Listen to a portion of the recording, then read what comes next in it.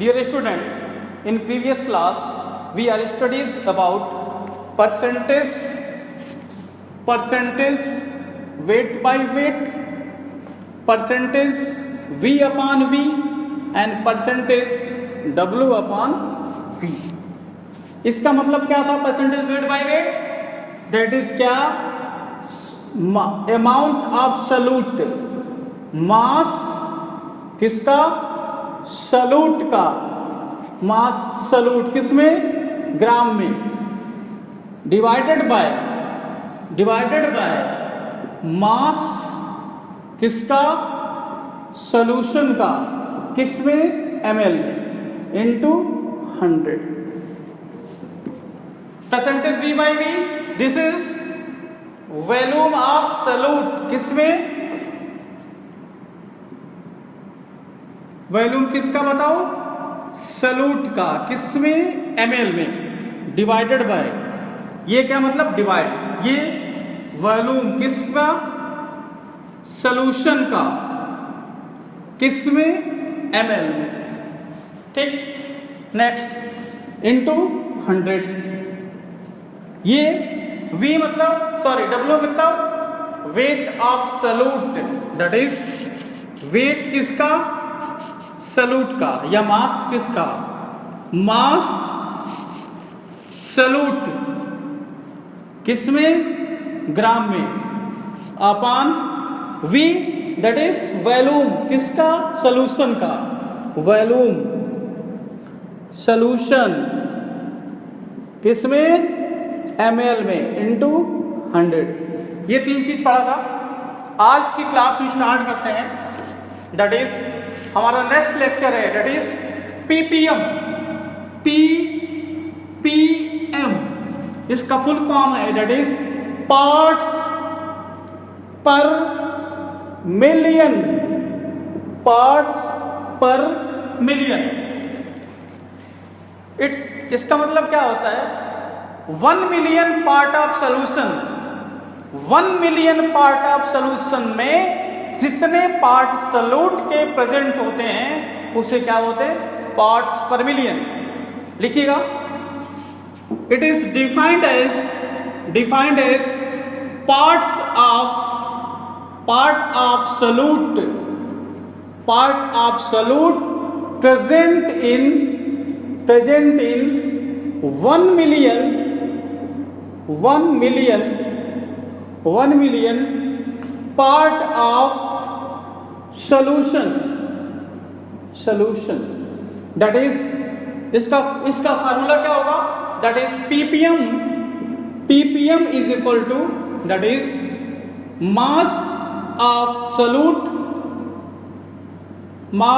Solute divided by mass of solution into 10 की power 6, because 1 million is equal to क्या? 10 to power 6. 1 million is equal to क्या होगा? 10 to power 6. ठीक है. अब देखना इसको. अब देखो, ये इसका मेन फार्मूला है, किसका? पार्ट्स पर मिलियन का. ये मेन फार्मूला है. What is the parts per million?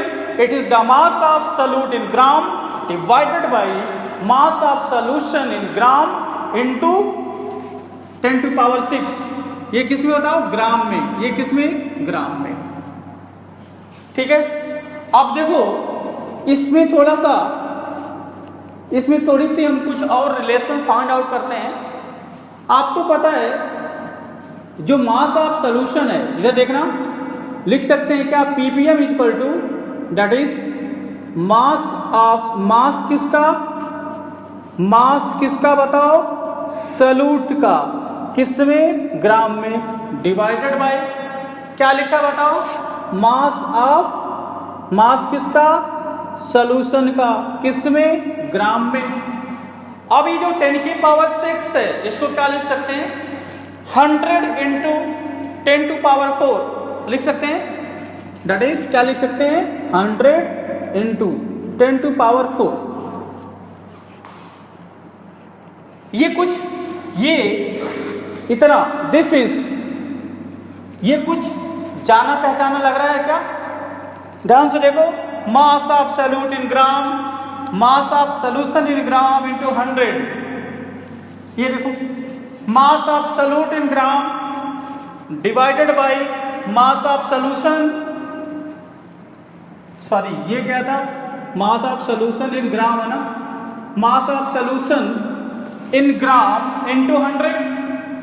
ये वैल्यू यही तो है, क्या लिख सकते हैं इसको, that is percentage W by W into 10⁴। तो ppm इक्वल टू ये भी हो सकता है। तो कहीं पर अगर हमें परसेंटेज वेट बाई वेट दिया हो और हमसे ppm पूछ रहा हो, तो हम क्या करेंगे, इस तरह से रिलेशन फाइंड आउट कर लेंगे और ये आपका एक नया रिलेशन आएगा। ठीक है, इसको हटाऊं। अब देखो मेरे पास यहाँ जगह नहीं है लिखने की, तो जो चीज मैं यहाँ लिखूंगा उसको मैं यहाँ जो मैं यहाँ लिखता अब यहाँ लिखूंगा। ठीक है,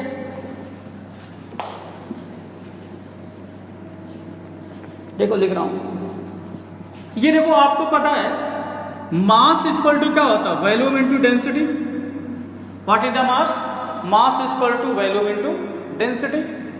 यहां से तो अगर हम करें मास किस में लें, ग्राम में, तो वॉल्यूम किस में लें, अगर ml में, तो डेंसिटी किस में लेना पड़ेगा, ग्राम पर ml में।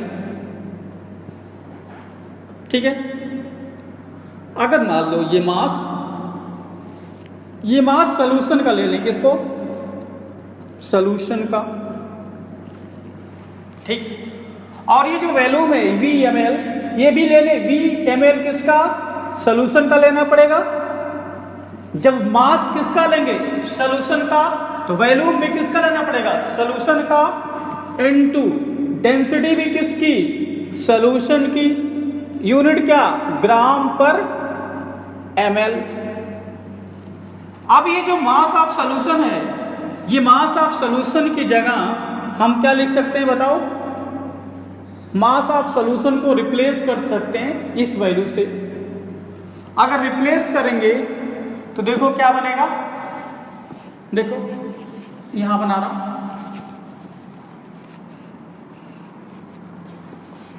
तो यहां से ppm is equal to mass of solute in gram, इसको एज इट इज लिखो, दैट इज मास किसका, सॉल्यूट का, किसमें, ग्राम में, divided by mass of solution in gram. इसको क्या लिखेंगे, मास ऑफ सॉल्यूशन ये ग्राम में है, किसके बराबर, volume of solution in ml into density of solution in gram per ml। लिखें यहां पे, that is volume of solution in ml into density of solution किसमें, ग्राम पर ml में।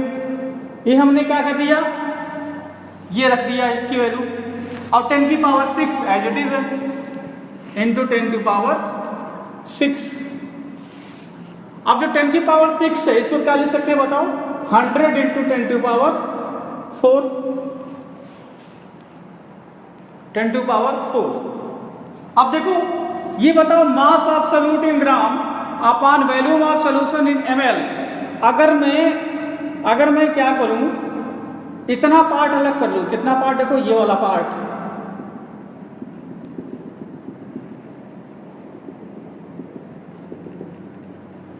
ये दिख रहा है क्या क्या, मास of solute in gram upon volume of solution in ml into 100।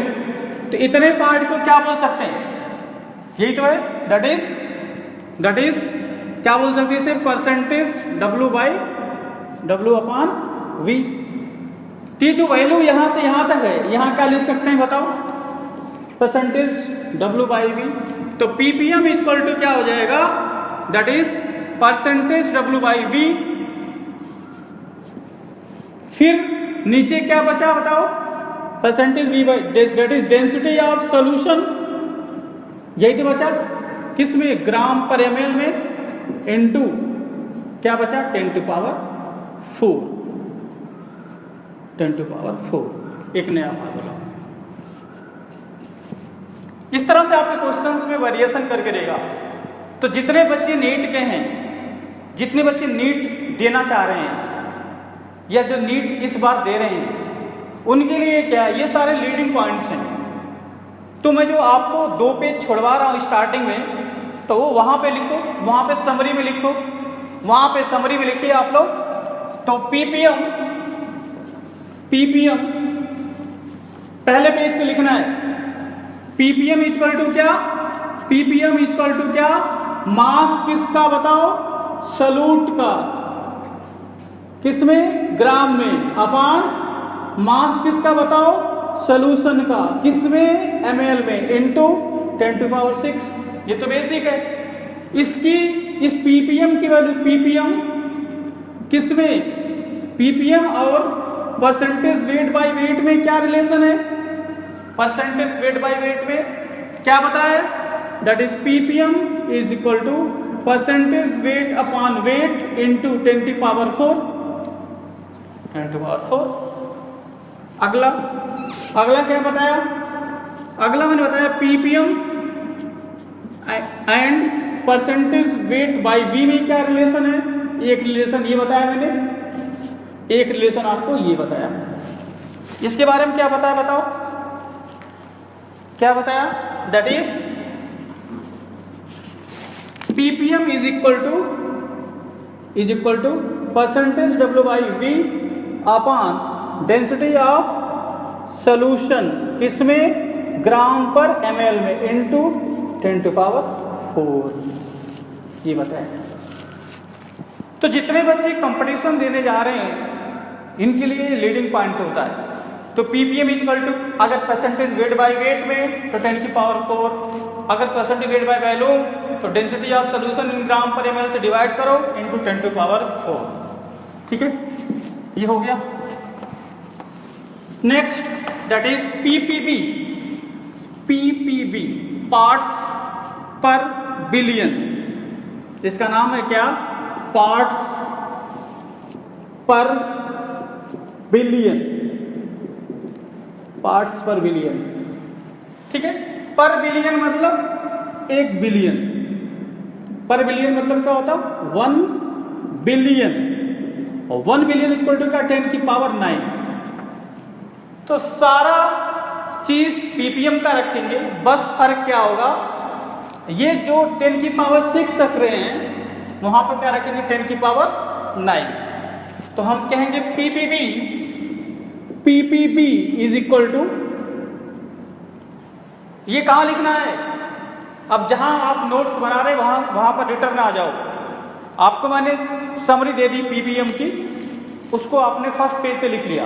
अब आप अपने उस पेज पर आ जाओ जहां पर आप कंटिन्यू कर रहे थे, ठीक है। तो पीपीबी इक्वल टू क्या होगा? पहला फार्मूला वही होगा, डेट इज, पहला फार्मूला यही, मास ऑफ सॉल्यूट किस में बताओ? ग्राम में, divided by mass of solution. Mass किसका? सॉल्यूशन का। किस में बताओ? ग्राम में, डिवाइड इंटू 10⁹। ठीक है। और पीपीबी इक्वल टू क्या? PPB and percentage weight by weight में क्या हो जाएगा? क्या रिलेशन हो जाएगा?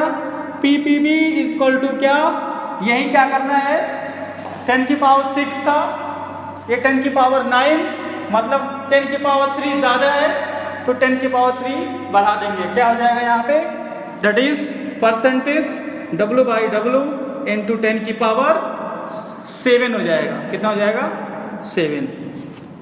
ये पहला, ये दूसरा और तीसरा। Ppb and percentage weight by V में क्या रिलेशन? यही होगा, बस यहाँ जो रिलेशन यही है, यही होगा, बस यहाँ 10⁻ क्या करेंगे? 7 करेंगे। क्या हो जाएगा? That is ppb is equal to percentage W by V into क्या? डेंसिटी किसकी? सॉल्यूशन की। किसमें?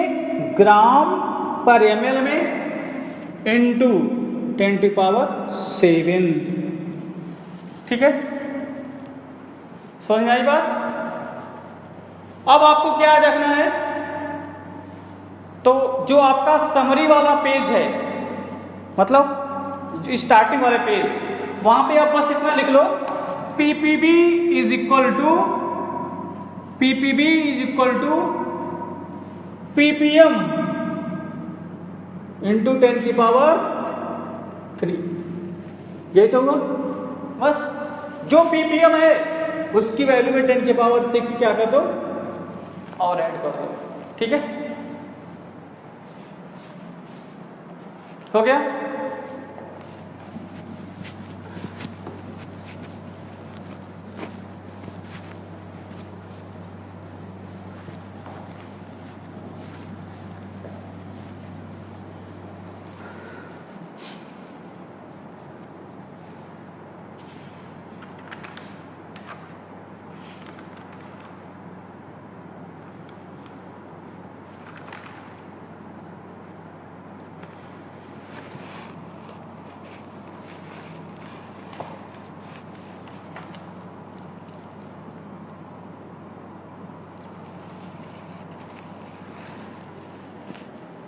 नेक्स्ट क्या बनना था अगला, दैट इज मोल। इसको लिखते स्मॉल एन से, मोल। ठीक है, समझ में आई बात? ये देखो मोल का जो मोल वाली टॉपिक है, इसको हमने कवर किया है 11th का जो फर्स्ट चैप्टर है। ठीक है, कौन सा? Some basic concept of chemistry, some basic concept of chemistry. मैंने वहां पर सारे क्वेश्चन कराए हैं, पूरा पढ़ा रखा है हमने। तो जिसको और ज्यादा पढ़ना हो, मैं यहाँ पे कुछ ही चीज बताऊंगा, सारी चीज डिस्कस नहीं कर पाऊंगा। तो जिसको ज्यादा पढ़ना हो, जिसने 11 ढंग से ना पढ़ा हो, वो मेरा लेक्चर देख लेगा यूट्यूब पर, some basic concept of chemistry. ठीक है, अब मोल क्या होता है? अगर हमारे पास कोई कंपाउंड है, कोई कंपाउंड हो, या हमारे पास कोई मॉलिक्यूल है, ये मॉलिक्यूल कोई कंपाउंड या कोई मॉलिक्यूल हो, इसका अगर हमें मोल्स बताना हो, क्या बताना हो? मोल किसी कंपाउंड का। तो मोल इक्वल टू क्या होगा? मास किसका? इसी कंपाउंड का या इसी मॉलिक्यूल का। मास किस में? ग्राम में, डिवाइडेड बाय इस कंपाउंड का मॉलिक्यूलर मास। ये वैल्यू किस में आती है? मॉलिक्यूलर मास की जो यूनिट होती है वो U होती है। समझे ध्यान से? जो एटम होता है इसका मास निकालते हैं किसमें? mu में। लेकिन अगर किसी कोई मॉलिक्यूल है उसका मास निकालते हैं किसमें? U में। और mu और U दोनों एक ही चीज है। ठीक है, दोनों एक ही चीज है। बस अगर कहीं पर U लिखा है तो किसी मॉलिक्यूल के मॉलिक्यूलर मास को बता रहा है, लेकिन अगर कहीं पर mu लिखा है तो वो एटम के एटॉमिक मास को बता रहा है। ठीक है, मॉलिक्यूलर मास। अब जैसे, ठीक है,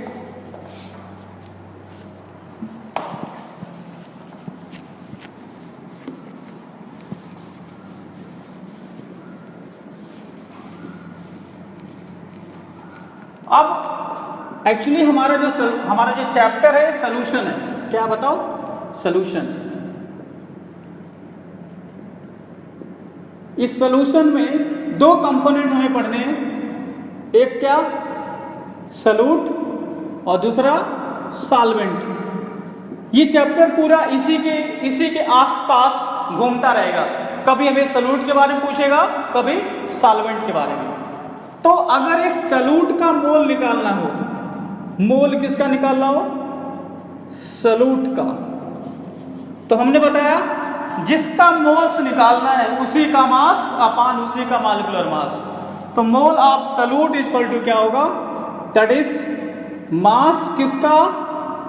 सॉल्यूट का। किसमें? ग्राम में डिवाइडेड बाई मॉलिक्यूलर मास किसका बताओ, सॉल्यूट का। क्या रखेंगे यहां पे, मॉलिक्यूलर मास किसका, सॉल्यूट का। यूनिट क्या होगी, एमयू में। अगर कहीं पर ये मॉलिक्यूलर मास ग्राम में दे दिया तो हमें उसको एमयू में कन्वर्ट करना पड़ेगा। जब भी हमें मोल्स निकालना हो मॉलिक्यूलर मास हमेशा किस में रखेंगे, एमयू में, या एमयू या एमयू बोल लो या यू बोल लो। यू का पूरा नाम क्या है, यू का पूरा नाम है यूनिफाइड मास, यूनिफाइड मास। जबकि एमयू का क्या नाम है बताओ, दैट इज एमयू का नाम है एटॉमिक मास यूनिट, इसको बोलते हैं एटॉमिक मास यूनिट। ठीक है। अगर मान लो सॉल्वेंट का निकालना है तो मोल ऑफ सॉल्वेंट, किसका, सॉल्वेंट का। तो हमने बताया जिसका मोल निकालना हो मास उसी का, तो मास किसका रखेंगे, सॉल्वेंट का। किस में, ग्राम में, डिवाइडेड बाई मॉलिक्यूलर मास किसका रखेंगे, जिसका मोल्स निकालना, दैट इज सॉल्वेंट का। मॉलिक्यूलर मास किसका, सॉल्वेंट, किस में रखेंगे, ग्राम में। ग्राम में कि एमयू में, हाँ यू में। ठीक है, ये मोल्स निकल जाएगा। ये बड़ी छोटी सी चीज बता रहा हूं, इससे रिलेटेड बहुत सारे कॉन्सेप्ट मैंने वहां बता रखा है। ठीक है,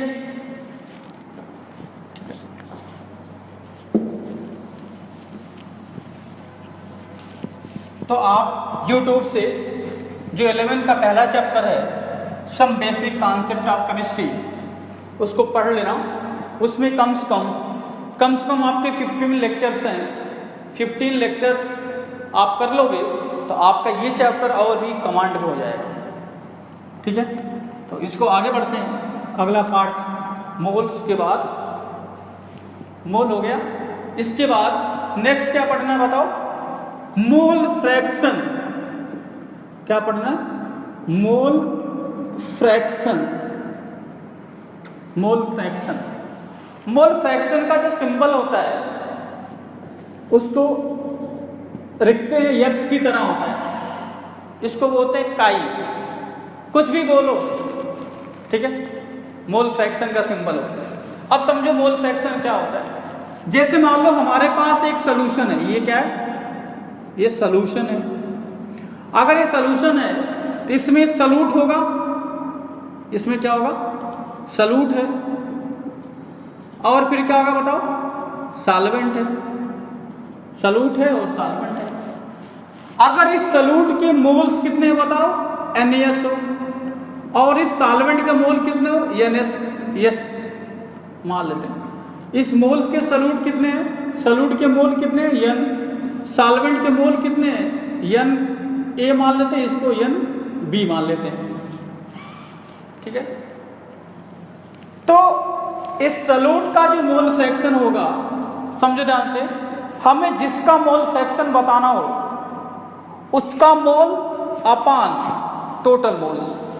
जैसे यहां पे दो लोग हैं, सॉल्यूट और सॉल्वेंट। अगर हमें सॉल्यूट का मोल फ्रैक्शन बताना है तो हम क्या करेंगे, किसका बताना है, सॉल्यूट का।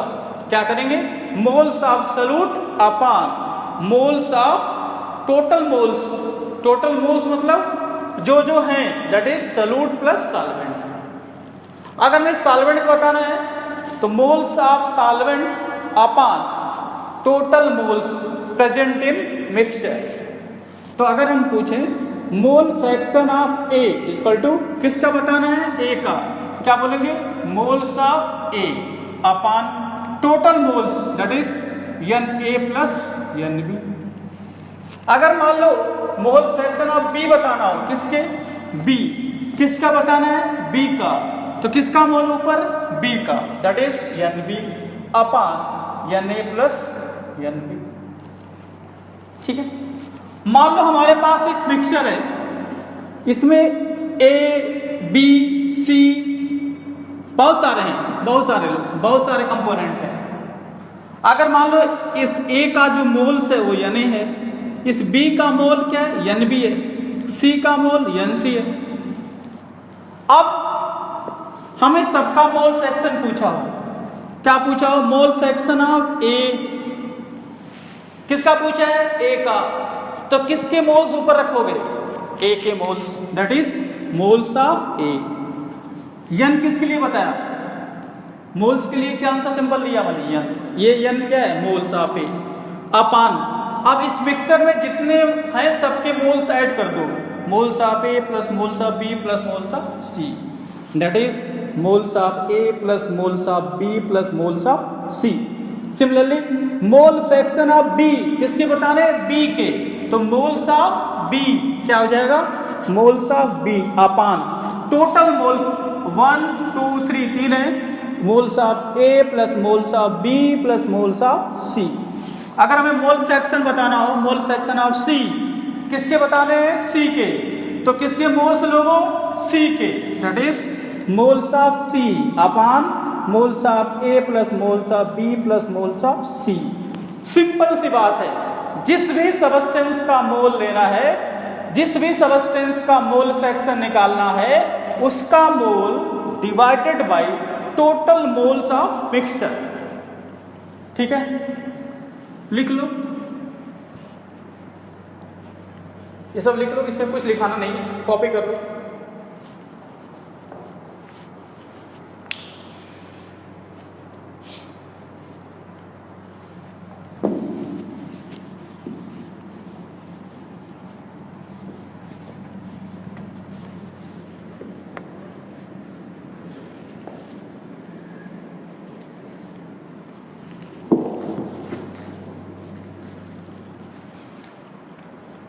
ठीक है, अब इधर देखो, एक नोट लगाओ, नोट 2000 रुपये वाली। इससे छोटी तुम पसंद नहीं करोगे? 2000, ठीक है, मोल, मजाक किया है, 2000 रुपये मतलब नोट है, इंपॉर्टेंट पॉइंट समझ में आई बात? हाँ, अब समझो, ये मान लो कि हमारे पास एक सोल्यूशन है, ये क्या है बताओ? सोल्यूशन, ये सोल्यूशन है, एक सोल्यूशन है।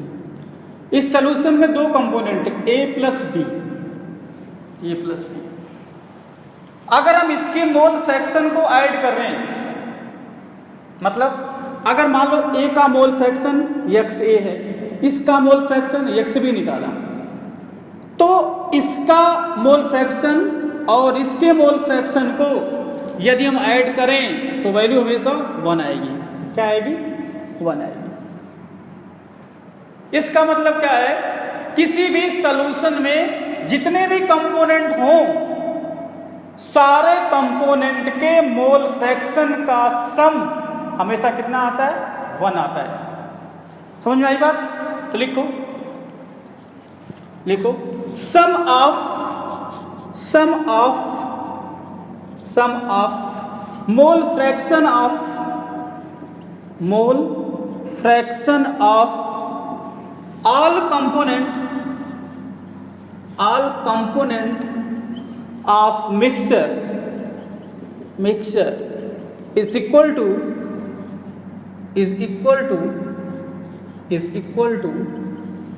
1।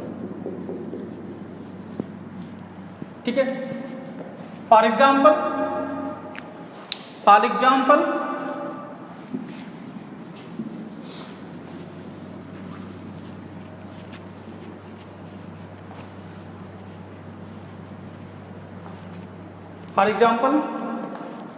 अगर मान लो हमारे पास एक मिक्सचर है, इस मिक्सचर में 3 सबस्टेंस है, ए बी और सी। अगर मान लो इसका मोल फ्रैक्शन कैसा हो? एक्स ए, इसका एक्स बी, इसका एक्स सी। अगर हम इन तीनों मोल फ्रैक्शन को क्या करें? सम करें, तो वैल्यू कितनी आएगी? 1 आएगी। सिंपल बात। किसी भी मिक्सचर में कितने भी सबस्टेंस हो, ईच एंड एवरी सबस्टेंस के मोल फ्रैक्शन का सम हमेशा कितना आएगा? 1 आएगा। ठीक है, ये क्वेश्चन करो। ठीक है, लिखो, क्वेश्चन लिखो।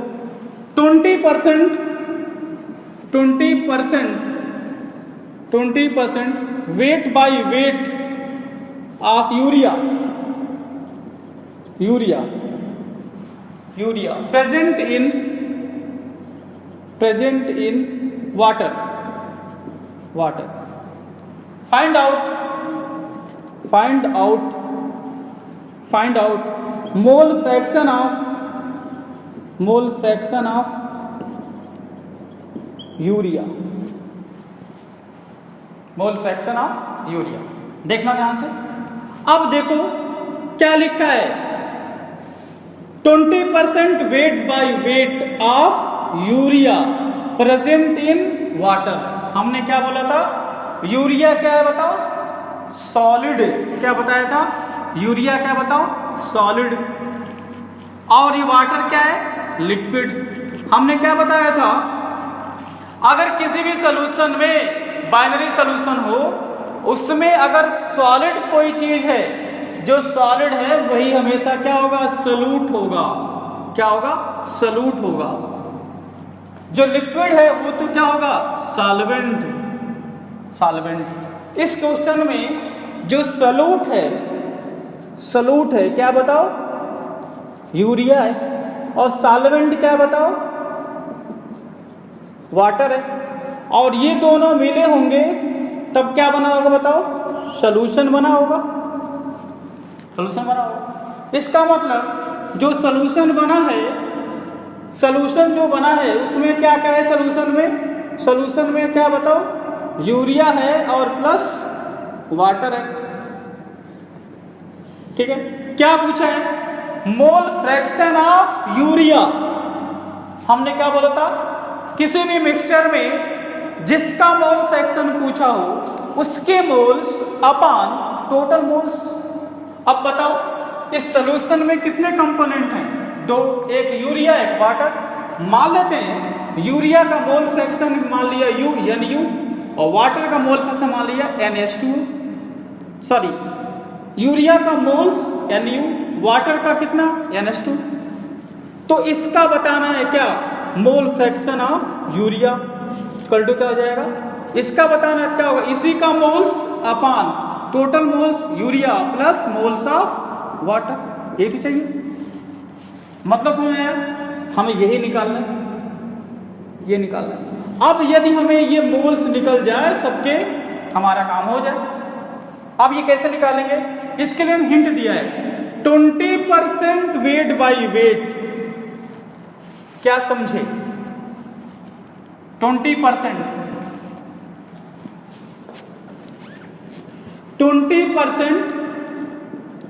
Weight by weight. समझ में आ गया, इसका मतलब 20 क्या ग्राम, परसेंट मतलब क्या 100 क्या ग्राम। ये क्या बताओ, सॉल्यूट का मास है। ये किसका बताओ, सॉल्यूशन का मास है। बताओ बताओ बताओ बताओ। ठीक है, अगर सॉल्यूट का मास है और सॉल्यूट यहां पे है क्या बताओ, यूरिया, यूरिया, तो क्या तुम मोल्स ऑफ यूरिया निकाल सकते हो, दैट इज कैसे, मास of urea upon molecular mass of urea. ये किस में बताओ, ग्राम में, ये किस में, एमयू में। ठीक है, मास ऑफ यूरिया कितना बताओ, 20 ग्राम। मॉलिक्यूलर मास ऑफ यूरिया कैसे निकालोगे, ये सारी चीजें जिसको ना आती हो वो some basic concept of chemistry जरूर देखे।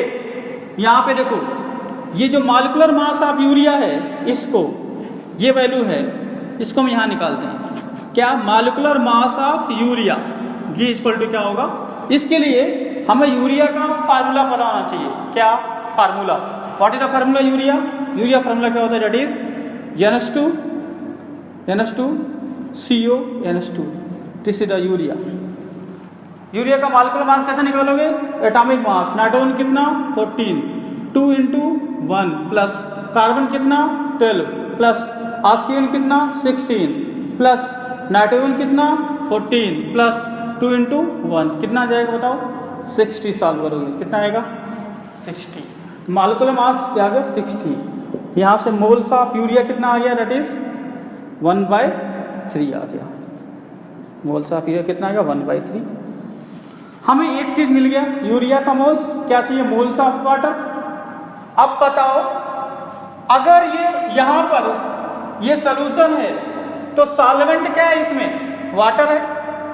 वाटर यहां पे क्या है सॉल्वेंट है, तो सॉल्वेंट का मास कैसे आएगा, सोल्यूशन का मास माइनस सोल्यूट का मास, दैट इज तो मास ऑफ सॉल्वेंट क्या है यहां पर बताओ वाटर। कैसे आएगा बताओ, सोल्यूशन का मास माइनस सोल्यूट का मास, दैट इज 100 माइनस 20 कितना आएगा बताओ 80। अब इस सॉल्वेंट का मास मिल गया, इस सॉल्वेंट के मोल्स निकाल सकते हैं, that is moles of water equal to कितना आएगा, that is mass of water upon molecular mass of water. Mass of water कितना 80, मॉलिक्यूलर मास ऑफ वाटर कितना 18, ठीक है। ये वैल्यू कितनी आ गई, मोल्स ऑफ वाटर आ गया। हमें मोल्स ऑफ यूरिया पता हो गई, मोल्स ऑफ वाटर पता हो गया। अब यहां रख दो दोनों वैल्यू, तो mole fraction of U equal to क्या होगा, मोल्स ऑफ यूरिया कितना 1/3 upon moles of urea 1/3 plus moles of water कितना बताओ 80 अपॉन 18। इसको सॉल्व करोगे क्या आ जाएगा, मोल फ्रैक्शन ऑफ यूरिया आ जाएगा, ठीक है।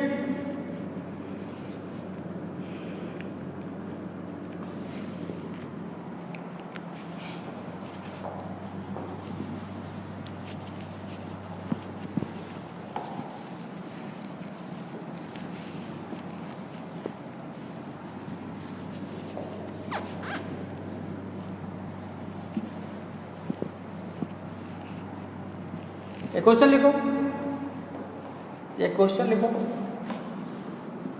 अगला क्वेश्चन लिखो।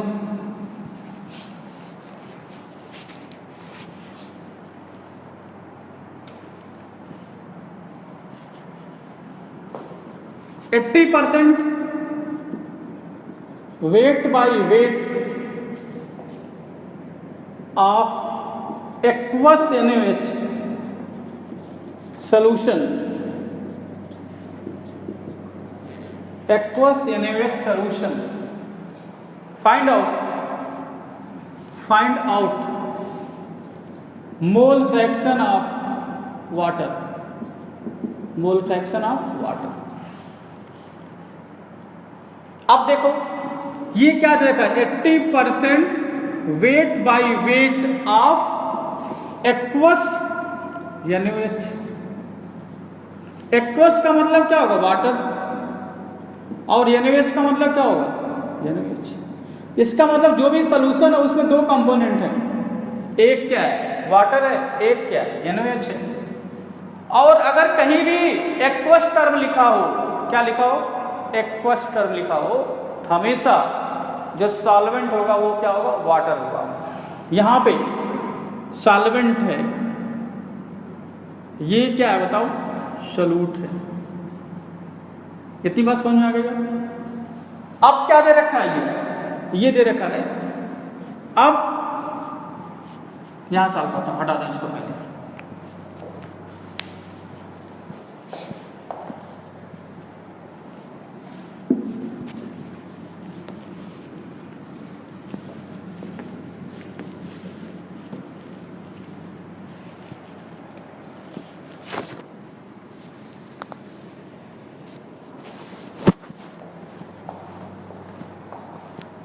देखिएगा इधर, अब दे रखा है क्या है 80% वेट बाई वेट। 80% मतलब ये क्या है 80 ग्राम क्या है बताओ सॉल्यूट। ये परसेंट मतलब क्या 100 ग्राम क्या है सॉल्यूशन। लेकिन सॉल्यूशन का मास नहीं चाहिए हमें, क्या चाहिए सॉल्यूट का मिल गया। और सॉल्यूट है यहां पे क्या बताओ NaOH। अब अगर सॉल्वेंट निकालना है क्या करेंगे बताओ, सॉल्वेंट का मास किसका सॉल्वेंट का मास सॉल्वेंट कितना आएगा बताओ, दैट इज 100 माइनस 80 कितना आएगा बताओ, 20 ग्राम। सॉल्वेंट की यहाँ है बताओ क्या, वाटर, सॉल्वेंट क्या है, वाटर। अब हमें क्या निकालो, पहले इसका मोल्स निकालो। मोल्स ऑफ सॉल्यूट कितना आएगा, that is weight upon molecular mass. Solute क्या बताओ, NaOH। तो वेट किसका लोगे, NaOH का। मॉलिक्यूलर मास किसका, NaOH का। वेट कितना है इसका, 80 ग्राम। मॉलिक्यूलर मास कितना आएगा NaOH का, NaOH का मॉलिक्यूलर मास कितना आएगा बताओ, 40 आएगा। 40 कितना आएगा भाई, 2। इसके मोल्स कितने आएंगे, 2। अगला यहाँ पे क्या बताओ, वाटर है, इसके मोल्स निकालो। Moles of water equal to क्या होगा, that is mass of water upon molecular mass किसका, वाटर का। मास ऑफ वाटर कितना बताओ, 20 ग्राम। मॉलिक्यूलर मास कितना बताओ वाटर का, 18। इसको सॉल्व करो, कितना आएगा, 10/9। ठीक है। अब क्या बताना है, हमें बताना है मोल फ्रैक्शन ऑफ वाटर। इसको हटाओ, इसको हटा देता हूं। अब आपको क्या बताना है, मोल फ्रैक्शन ऑफ वाटर क्या आएगा, moles of water upon moles of water plus moles of NaOH। दो ही चीज तो है, वो वाटर है और NaOH है। मोल्स ऑफ वाटर कितना बताओ, 10/9 divided by moles of water कितना, 10/9 प्लस मोल्स ऑफ NaOH कितना बताओ, 2। इसको सॉल्व करोगे मोल फ्रैक्शन ऑफ वाटर आ जाएगा। सॉल्व जो आंसर आएगा वही आपका। ठीक है। इसके बाद आपको नेक्स्ट क्या पढ़ना है, दैट इज नेक्स्ट आपका टर्म। ये समझ में आएगा सबको, कॉपी कर लो।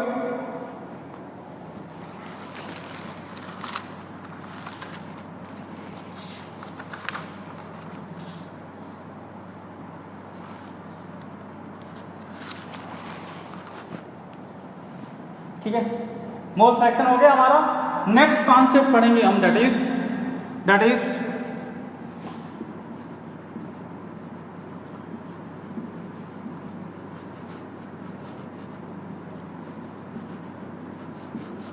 मोलरिटी, जिसे लिखते हैं कैसे, कैपिटल एम से। ठीक है, तो आज बस यही छोड़ते हैं हम। इसके बाद कंटिन्यू करेंगे नेक्स्ट लेक्चर पर। कौन सा लेक्चर होगा ये, लेक्चर नंबर 4। तो आज के लिए बस इतना। Thank you so much. ठीक है, पढ़ाई